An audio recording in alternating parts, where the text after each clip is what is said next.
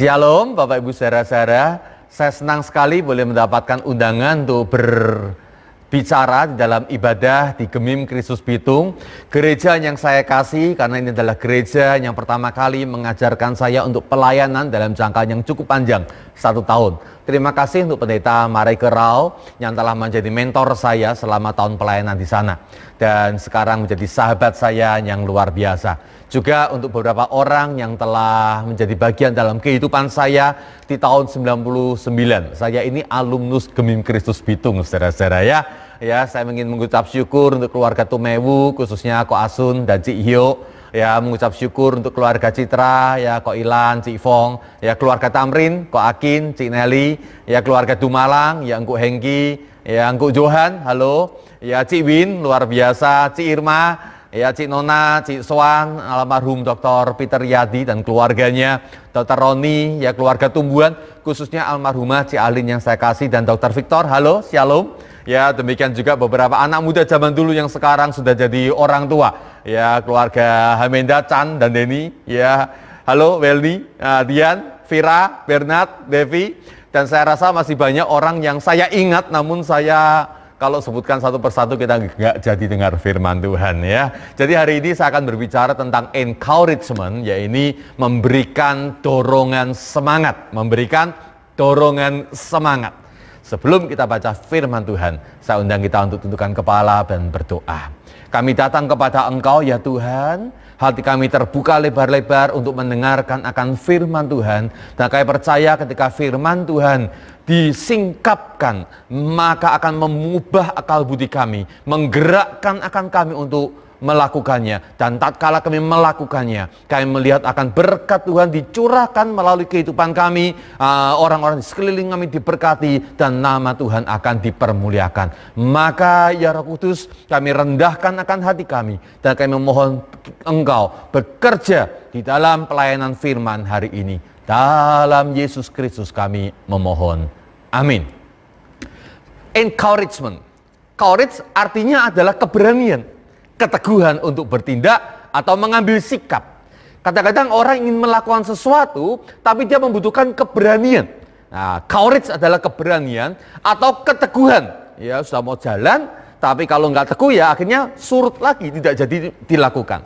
Discouragement adalah tindakan untuk menghancurkan courage. Karena courage adalah keberanian untuk bertindak, maka discouragement berarti adalah sebuah tindakan untuk menghancurkan keberanian itu dan menghancurkan sebuah tindakan. Itu sebabnya mengapa discouragement adalah pembunuh potensi yang terbesar. Dan encouragement artinya adalah memberikan dorongan semangat, memberikan keberanian, meneguhkan seseorang untuk bertindak atau mengambil sikap. Ya, encouragement adalah pembangkit potensi yang terbesar. Saudara-saudara, Anda bisa melihat di layar ada 2 gambar wanitanya ada di sana. Kalau misalnya Anda sedang berbicara, ya ingin mengajak berbicara dengan wanita ini, lalu kemudian yang seorang saudara-saudara memalingkan muka dengan gaya yang acuh, cuek, nggak mau untuk dengar Anda, gimana perasaan Anda? Kesel, terabaikan, Anda merasa nggak didengar. Orang itu nggak mau berkomunikasi dengan Anda. Maka beberapa orang akan urung untuk menyampaikan kalimatnya. Karena apa? Discouragement. Orang ini meruntuhkan semangat kita. Tapi sementara Anda berbicara, ya orang itu kemudian melihat Anda dengan penuh minat, ya matanya berbinar-binar ingin mengetahui apa yang Anda katakan, maka Anda akan semangat untuk berbicara. Ini namanya adalah encouragement. Bahkan melalui bahasa tubuh tanpa kata-kata. Encouragement dan discouragement bisa mempengaruhi. Ya, bahkan hanya sekedar bicara santai. Ya, tidak ada hal yang mungkin serius. Tapi mendapatkan discouragement dan encouragement menolong kita untuk tetap melakukan komunikasi atau tidak. Saudara, coba kalau Anda sedang berada bersama dengan orang di sebelah Anda, ya kasih tepukan pelan bahu sebelahnya sambil kasih senyum sekali, katakan kamu hebat. Kamu hebat. Sekarang saudara-saudara, ya orang yang sama, ya sekarang kamu tolak bahunya. Ya katakan, apaan sih? Ya, apaan sih? Gimana perasaannya? Saya yakin berbeda. Ketika Anda mendapatkan tepukan bahu di pundak Anda mendapatkan penerimaan, dukungan, ya, membangkitkan kekuatan. Ketika Anda ditolak bahunya, Anda merasa terabaikan, dijauhkan, ditolak. Ya, memberi senyuman kecil, memberikan kehangatan, keramahan, senang orang itu berjumpa dengan Anda. Bibirnya mencibir, melecehkan. Orang itu kesannya nggak suka berjumpa dengan Anda. Dia malas membangun hubungan dengan Anda. Ya, saudara-saudara, tapi juga jangan terlalu peka. Ya, kadang ada orang mukanya memang ya gampang untuk kelihatannya nggak tersenyum. Jangan terlalu peka juga. Ya, Anda merasakannya, saudara-saudara, boleh kasih senyum sama kanan kirinya saja. Ya, kasih senyum yang paling hangat. Ya, dengan muka yang cerah. Wah, seru sekali. Kasih muka yang jelek. Pasti orang itu atau Anda ketika mendapatkan akan tatapan semacam itu, ada sesuatu yang runtuh di dalam perasaan Anda. Bahasa tubuh aja demikian berpengaruh. Padahal cuma main-main, belum sungguhan keluar dari hati. Ya, belum sungguhan mencibir kan ya, belum sungguhan menolak kan ya, cuma sekedar main-main. Sudah terasa. Apalagi kalau pakai perkataan. Kia pasong anak ini. Waduh, saudara-saudara, rasanya apa yang kita mau lakukan ditolak. Ya, nah, responnya kadang orang membangun benteng, ya, sok kebal mah kuat, ya, membalas, ya, meraju, marah. Tapi saya mau beritahu, setiap yang Anda lakukan terhadap orang di sekeliling Anda, entahkah encourage ataupun discourage, ada bekasnya. Sesuatu membekas, menggores di hatinya, untuk memberikan sebuah warning. Ini orang kalau diajak ngomong nggak suka, atau ini orang kalau diajak ngomong, dia orang yang membangun semangat. Sekarang mari kita buka ayatnya, firman Tuhan dari Ibrani 10 ayat 24 hingga yang ke-25. Saya beri gambaran, ini adalah sebuah topik berkenaan dengan gaya hidup jemaat yang diinginkan oleh Tuhan. Saya bacakan, Ibrani 10 ayat 24, demikian dikatakan. Dan marilah kita saling memperhatikan, supaya kita saling mendorong. Bahasa Yunaninya parakusmos, artinya adalah memberi motivasi, artinya adalah memberikan semangat, artinya adalah menghasut supaya dia bisa melakukan sesuatu yang besar. Ya, saya ulangin, marilah kita saling memperhatikan supaya kita saling mendorong dalam kasih dan dalam pekerjaan baik. Janganlah kita menjauhkan diri dari pertemuan-pertemuan ibadah kita seperti dibiasakan oleh beberapa orang, tetapi marilah kita saling menasihati. Bahasa Yunaninya parakaleo. Parakaleo sebenarnya lebih tepat diterjemahkan sebagai mendorong, memberi semangat, memberi kekuatan. Ya, bukan sekedar menghibur, ya, atau menasihati, ya, tapi berteriak di sebelah kita untuk memberikan dorongan. Dan semakin giat melakukannya menjelang hari Tuhan yang mendekat. Saudara-saudara, manusia ini bergerak ke arah pengakuan. Ya, baik dalam hal karakter maupun dalam hal keterampilan. Kalau Anda diberikan sebuah encouragement, Anda diberikan dorongan untuk melakukan sesuatu, maka saudara-saudara Anda akan bergerak ke arah sana dengan sangat luar biasa. Kita ini kalau dipuji, ya, wah kamu pandai. Kita jadi pengen membuktikan lagi bahwa kita memang orang yang pandai. Kamu itu orang nakal. Maka secara tanpa sadar kita akan membuktikan diri bahwa saya memang pantas disebut orang yang nakal. Manusia bergerak ke arah pengakuan baik dalam hal karakter maupun dalam hal keterampilan. Ini kebenaran yang penting dalam mendidik akan anak-anak. Ya, kalau anak dikatakan nakal, dia bisa menjadi nakal. Anak dikatakan, wah kamu baik, punya hati lemah lembut seperti Kristus, maka akan memiliki perilaku makin lama makin lemah lembut seperti Kristus. Penting untuk anak, tapi ternyata juga penting untuk Anda dan saya sebagai orang dewasa. Kalau Anda dikatakan, wah kalau yang pegang kamu panitia pasti beres, maka Anda punya encouragement dan Anda akan bergerak untuk menunjukkan bahwa kalau saya yang pegang semuanya beres. Tapi kalau Anda dikatakan, ya jangan kasih dia, ya nanti berantakan, Anda juga akan mengalami hal yang sama. Ya, Anda harusnya bisa, tapi akhirnya Anda tidak melakukan dengan yang terbaik. Encouragement perlu setelah momen keberhasilan. Saudara kenal Presiden Abraham Lincoln? Ketika dia meninggal, saudara-saudara, maka kemudian orang-orang mengumpulkan akan barang-barang pribadi dia. Dan di dalam sapu tangan kecil yang dia pegang, saudara-saudara, di kantongnya, ya dia temukan, saudara-saudara, ya sebuah bordiran, ya sebuah pisau lipat, sebuah kotak kacamata yang ditambal benang kapas, ya uang kertas $5 dan clipping koran usang yang memuji prestasi sang presiden. Clipping itu, saudara-saudara, kalimat awalnya sederhana saja. Abe Lincoln is one of the greatest statesmen of all time. Abraham Lincoln adalah salah satu negarawan terbesar sepanjang sejarah. Dan kalimat pendek itu dari clipping koran itu disimpan senantiasa oleh Abraham Lincoln. Karena itu menjadi sebuah tonggak sejarah di dalam dia membangun akan karir politiknya sebagai seorang negarawan. Juga penting sebelum momen keberhasilan. Mother Teresa, Bunda Teresa pernah berpesan, kind words can be short and easy to speak, but their echoes are truly endless. Ya, kata-kata yang menyenangkan, yang positif, yang Anda sampaikan kepada seseorang bisa cuma singkat, ya, bisa cuma simple saja, tapi gema daripada ucapan Anda bisa bergaung terus-menerus sepanjang hidupnya. Kata-kata kecil yang Anda berikan pada seseorang besar kuasanya, besar efeknya.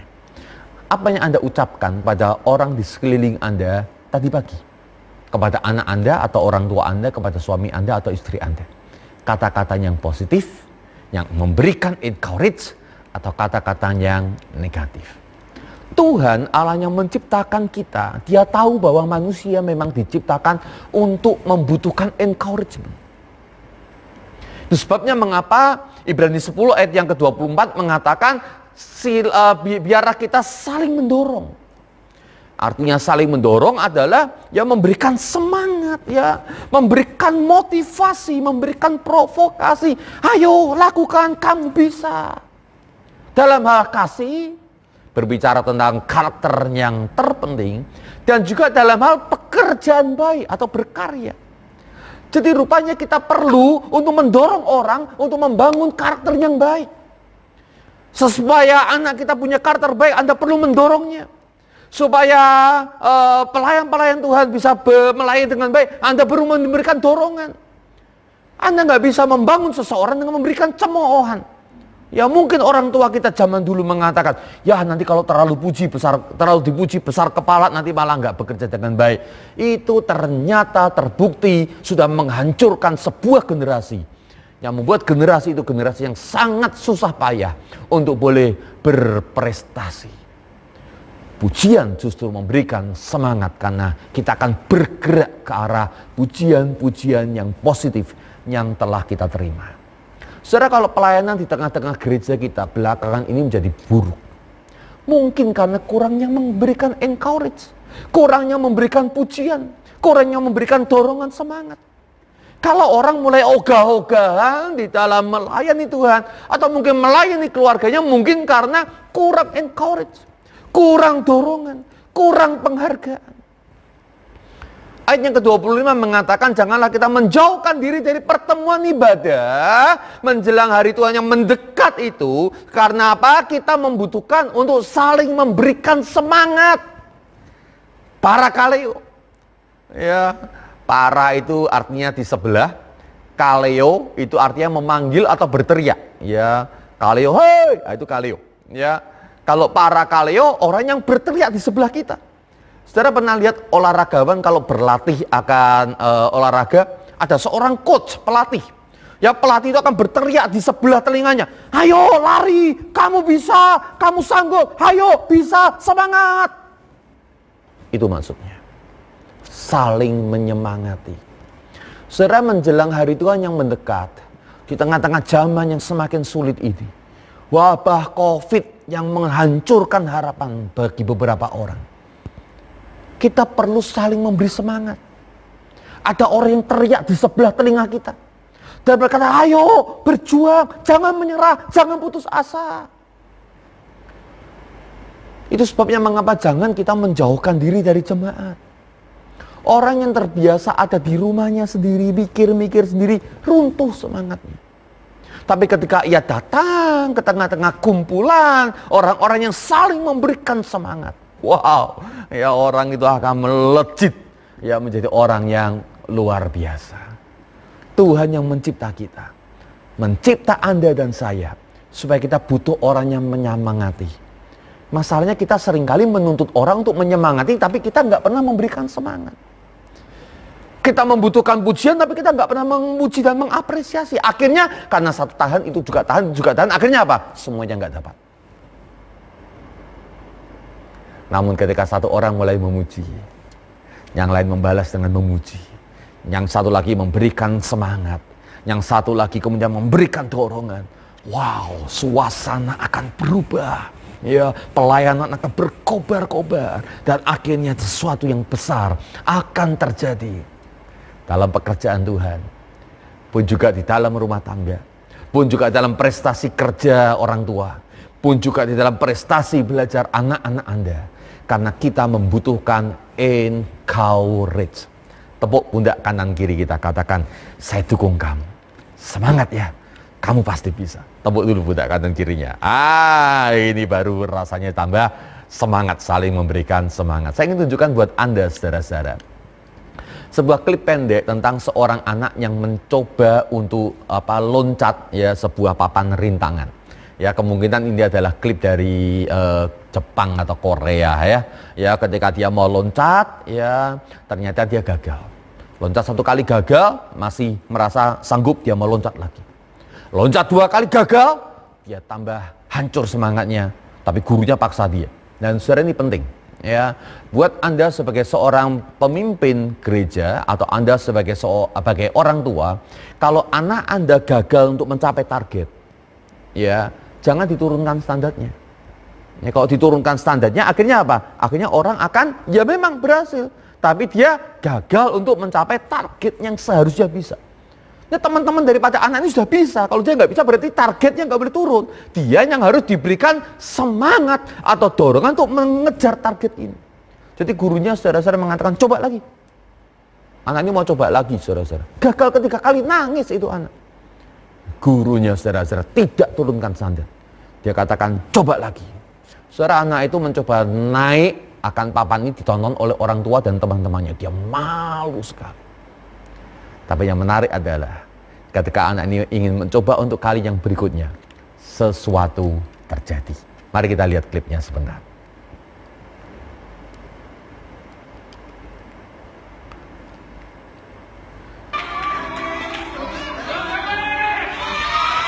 Anak itu bersiap-siap untuk lari. Oh, gagal. Nah, kalau Anda mendengar suaranya sayup-sayup sekali karena kualitas recordingnya dari HP salah satu orang tua saya rasa ya. Anda akan melihat bahwa tidak ada seorang anak yang mentertawakan. Gagal kedua kali. Gurunya berkata, lagi nak, coba.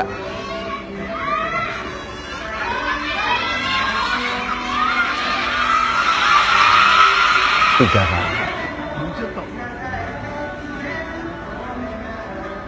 Gurunya kasih semangat, anak itu mulai menyeka akan matanya, hancur hatinya, dia merasa nggak sanggup, tapi gurunya berkata, ayo nak, coba lagi.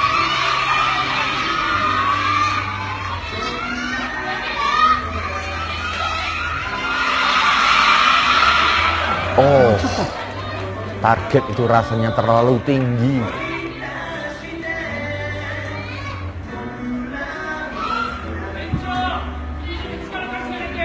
Orang tua saya rasa juga mulai cemas, tapi lihat anak-anaknya lain secara spontan apa yang mereka lakukan.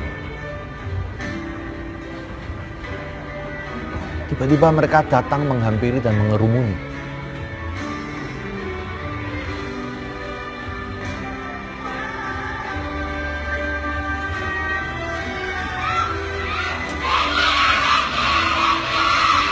Mereka berikan semangat. Dan anak itu mulai melompat untuk kelima kalinya.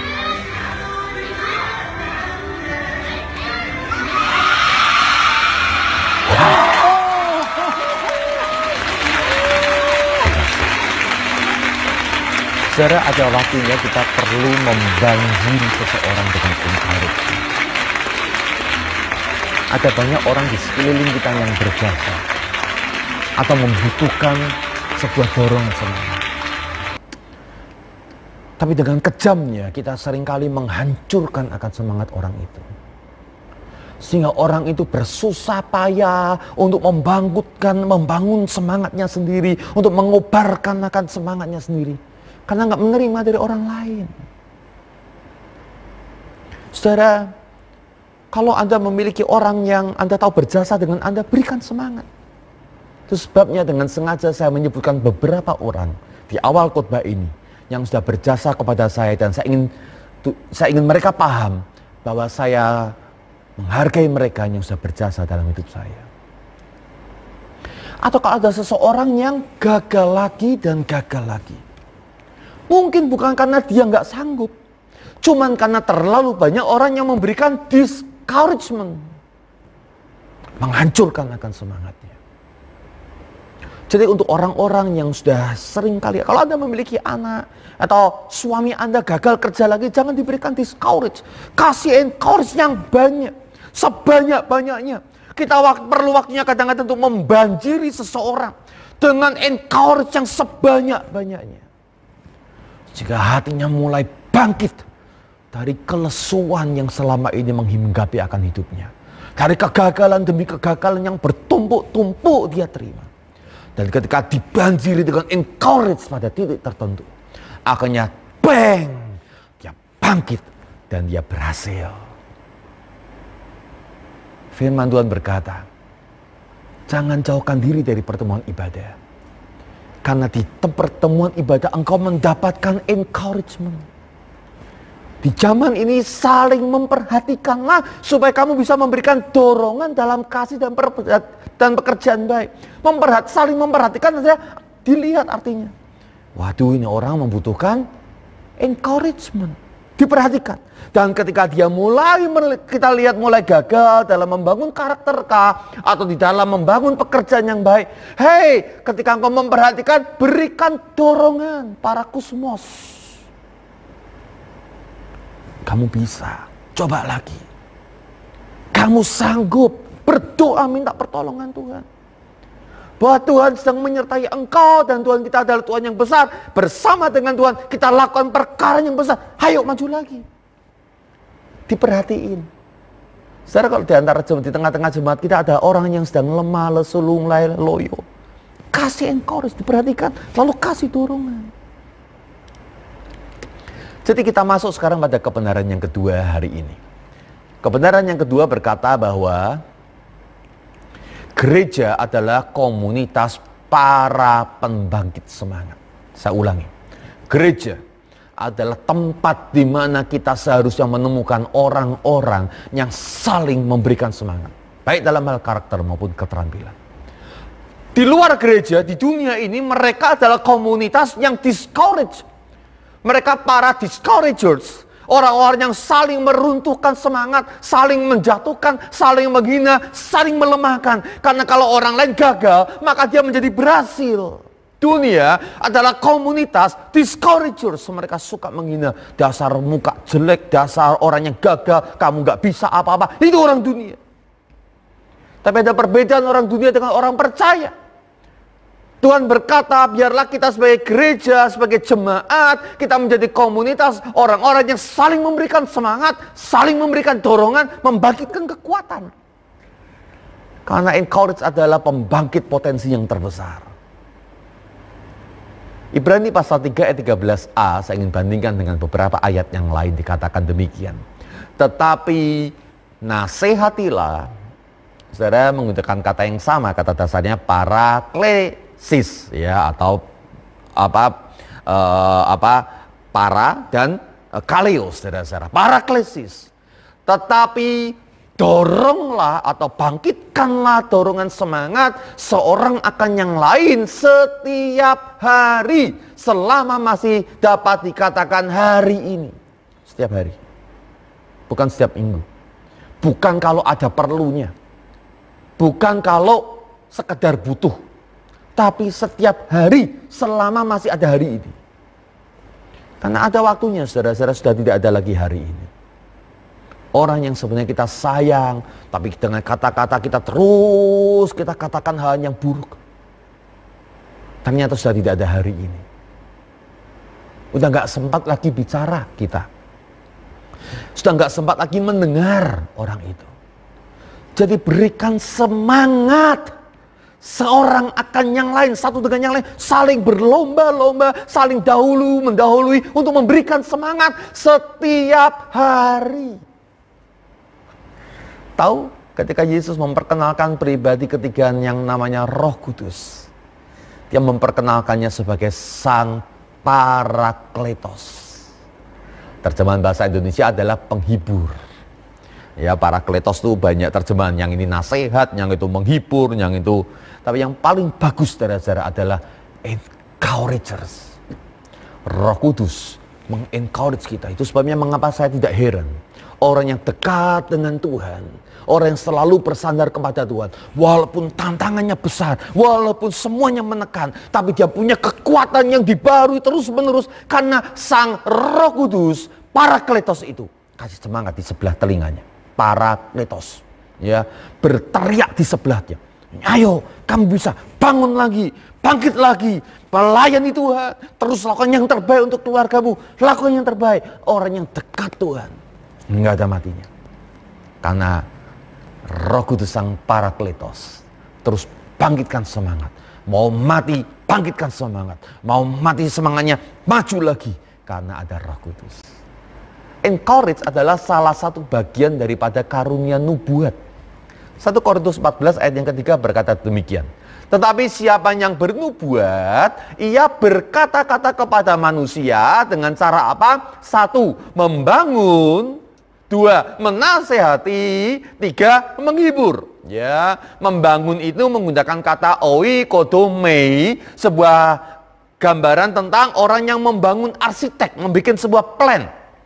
Ya, arsitek bangunan gedungnya, ya, rancang gedungnya. Lalu menasihati dari kata para kaleo, artinya berteriak di sebelahnya. Orang yang kasih semangat. Para mutia artinya yang membangkitkan sukacita, yang memberikan kegembiraan di tengah-tengah situasi yang buruk, yang mengobati hati.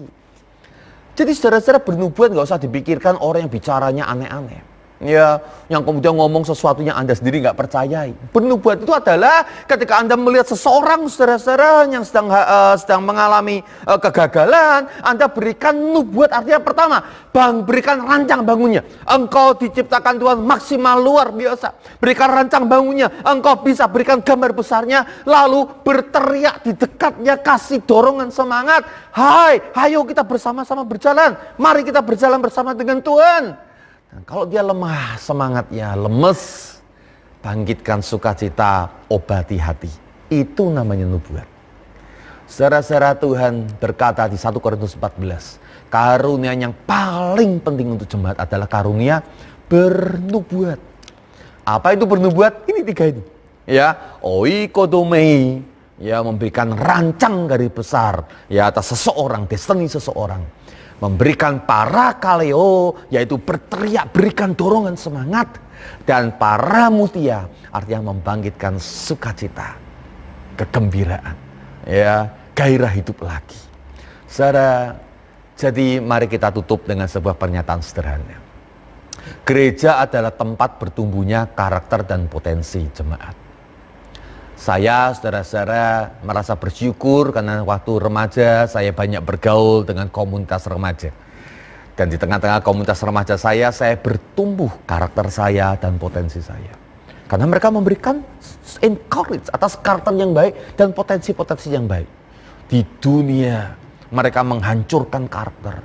Di dunia mereka menghancurkan potensi saya. Tapi gereja adalah tempat bertumbuhnya karakter dan potensi. Jadi kalau Anda ingin jemaat Anda punya karakter yang luar biasa dan potensinya berkembang luar biasa, mari jadikan gereja tempat di mana kita saling memberikan encouragement, dorongan, semangat. Saudara, saya akan kasih catatan akhir. 1. Memberi encouragement itu gratis dan gampang. Ya, sama-sama saya boleh ikutin sama-sama ya, 2, 3. Memberi encouragement itu gratis dan gampang.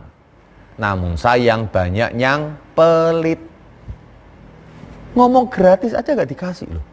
Pelit apa enggak itu namanya? Ya, gampang, tapi kita nggak ngelakukan. Ya, betul-betul kita tuh malas sekali untuk memberikan encourage, bukan? Memberi encourage itu gratis dan gampang. Ya, maka berikan dengan berlimpah. Anda nggak rugi kok. Bahkan Anda dapat untung karena ketika Anda memberikan encourage, ya Anda juga merasa bahagia. Dan suatu ketika nanti orang itu pun atau orang lain juga akan memberikan encouragement untuk Anda. 2. Memberi encouragement dapat mengubah masa depan seseorang. Ya. Orang-orang yang gagal, berkali-kali gagal ketika satu sentuhan kecil di bahunya mengatakan, saya percaya nak, kamu bisa. Masa depannya berubah. Seorang anak nakal yang kemudian diberikan sebuah jempol dan dikatakan, nak, Tuhan menciptakan kamu bagus, baik, bisa mengubah akan masa depannya. Dan Tuhan mengubah melalui kita sebagai encourager dan Roh Kudus sebagai sang encourager itu sendiri. 3. Membangun gereja. Kalau Anda ingin gereja Anda maju, kalau Anda ingin keluarga Anda maju, kalau Anda ingin komunitas Anda orang-orangnya maju, membangun gereja atau jemaat dimulai dengan membiasakan diri menggunakan kata-kata yang membangun, yang memberikan encouragement, yang saling mendorong dalam hal-hal yang baik. Saudara, saya percaya bahwa Tuhan Yesus adalah Allah yang datang di tengah-tengah manusia untuk memberikan encouragement bagi Anda dan saya. Jadi saudara-saudara, Anda bisa memilih. Apakah Anda memilih menjadi seorang encourager, seorang yang memberikan semangat, atau Anda menjadi seorang yang discourager, orang yang menghancurkan semangat satu dengan yang lainnya. Dari tempat ini, saya berdoa buat Anda semuanya, supaya Anda bisa memberikan encouraging satu dengan yang lainnya. Mari kita datang kepada Tuhan, kita berdoa. Tuhan, melalui kata-kata kami, melalui bahasa tubuh kami, melalui sikap kami bisa membangun seseorang. Kami juga bisa meruntuhkan seseorang. Tolong kami untuk menjadi seorang yang siap memberikan encouragement kepada orang di sekeliling kami. Kami berdoa untuk keluarga kami. Kami berdoa untuk gereja kami. Menjadi gereja yang bertumbuh dalam karakter dan juga dalam karunia-karunia pelayanan. Karena satu dengan yang lainnya berlomba-lomba untuk memberikan encouragement. Kalau ada kata-kata kami yang melukai seseorang, kalau ada tindakan dan sikap kami yang sudah meruntuhkan semangat seseorang, Roh Kudus ingatkan kami. Kami mengaku kami telah salah ya Tuhan. Dan Roh Kudus gerakan kami setelah daripada ibadah ini menghampiri orang tersebut. Mungkin orang yang di sebelah kami, yaitu keluarga kami, atau orang yang ada di gereja kami, atau bahkan orang yang ada di luar masyarakat sana. Untuk kami berkata, saya minta maaf, saya tidak bermaksud melukai engkau. Berjuang lagi nak, berjuang lagi papa, mama, berjuang lagi para engku, para enci, berjuang lagi. Karena saya mendukungmu, saya memberikan semangat untuk engkau. Ini doa kami, aku memberkati untuk Gemim Kristus Bitung. Sebuah gereja yang kau letakkan di kota Bitung menjadi terang bagi gereja-gereja yang lain, pun juga bagi jemaat dan warga di Bitung. Maka ya Tuhan, Engkau memberkati akan gereja ini, supaya sungguh-sungguh menjadi gereja yang menyiarkan akan hal-hal yang baik, memberitakan akan perkara-perkara yang luar biasa. Karena kami mulai mengubah cara hidup kami menjadi orang-orang yang encourage satu dengan yang lainnya. Ini doa kami di dalam Tuhan Yesus Kristus. Amin. Tuhan memberkati. Jemaat sekalian, mari arahkan hati kita kepada Tuhan dan terimalah berkat Tuhan. Tuhan memberkati dan melindungi saudara-saudara. Tuhan menyinari dengan wajah-Nya dan memberi saudara-saudara kasih karunia. Tuhan menghadapkan wajah-Nya kepada saudara-saudara dan memberi saudara-saudara damai sejahtera dari sekarang ini sampai selama-lamanya. Amin.